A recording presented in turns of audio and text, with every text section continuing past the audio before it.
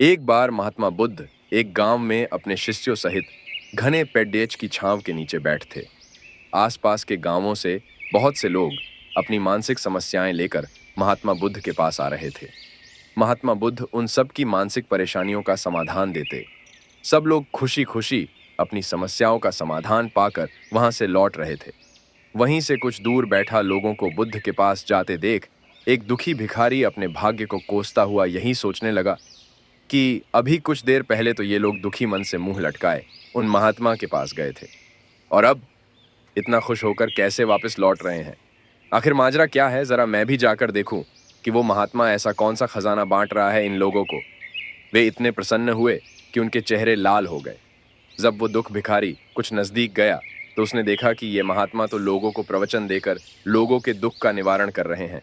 यह देखकर भिखारी के मन में भी तीव्र इच्छा हुई कि क्यों ना मैं भी इन महात्मा को अपना दुख बताऊं। मुझे भी अपने दुख का समाधान अवश्य मिलेगा। बस फिर क्या था, समाधान पाने की लालसा लिए भिखारी महात्मा बुद्ध के सामने पहुंचा और हाथ जोड़कर प्रणाम करते हुए बोला, हे महात्मा बुद्ध, मैं भी लोगों की मदद करना चाहता हूँ। मुझे लोगों की मदद करने की बहुत इच्छा है, लेकिन मैं कैसे मदद कर सकता हूँ। मैं बहुत गरीब हूँ। मेरे पास ना तो पैसे हैं और ना ही कोई ऐसी चीज़ जिससे मैं किसी की मदद कर सकूँ। मैं कोशिश करने पर भी किसी की मदद नहीं कर सकता। मुझे भगवान ने इतना गरीब क्यों बनाया। हे महात्मा, मुझ पर कुछ कृपा करो। इतना बोलते हुए भिखारी रोने लगा। महात्मा बुद्ध बोले, आप बहुत अज्ञानी हैं, क्योंकि आप अभी तक इस भ्रम में जी रहे हो कि तुम्हारे पास कुछ नहीं, जबकि दूसरों को कुछ देने के लिए तुम्हारे पास बहुत कुछ है। तुम बिना धन और वस्तु के भी दूसरों की मदद कर सकते हो।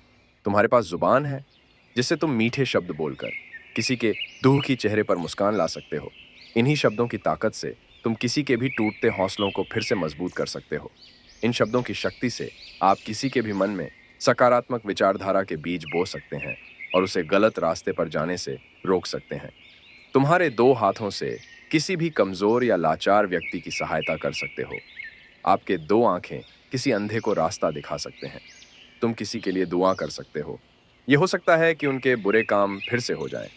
आप किसी के अच्छे स्वास्थ्य की कामना कर सकते हैं, लेकिन अज्ञानतावश तुम अब तक इस बात को समझ नहीं पाए और इस भ्रम में अब तक जीते रहे कि तुम्हारे पास मदद करने के लिए कुछ नहीं। किसी की मदद करने के लिए धन और वस्तु का होना अनिवार्य नहीं है। बिना धन और वस्तु के भी हम कई प्रकार से लोगों की मदद कर सकते हैं। महात्मा बुद्ध के ज्ञान से भरे ये सुंदर शब्द सुनकर भिखारी के चेहरे पर मुस्कान आ गई और वह खुशी से झूमता हुआ वहां से चला गया। इस बुद्ध मॉरल स्टोरी से हमने क्या सीखा? दोस्तों, महात्मा बुद्ध की इन बातों से बहुत कुछ सीखा गया। आजकल बहुत से लोग यह सोचकर दुखी होते हैं कि मेरे पास ये नहीं है, बल्कि जो आपके पास है उसी में संतुष्ट रहना सीखें और बिना मतलब के लोगों की मदद करें। इन्हीं से आपको परम सुख की प्राप्ति होगी। तो दोस्तों, ये बुद्ध मॉरल स्टोरी आपको कैसी लगी, ज़रूर बताना।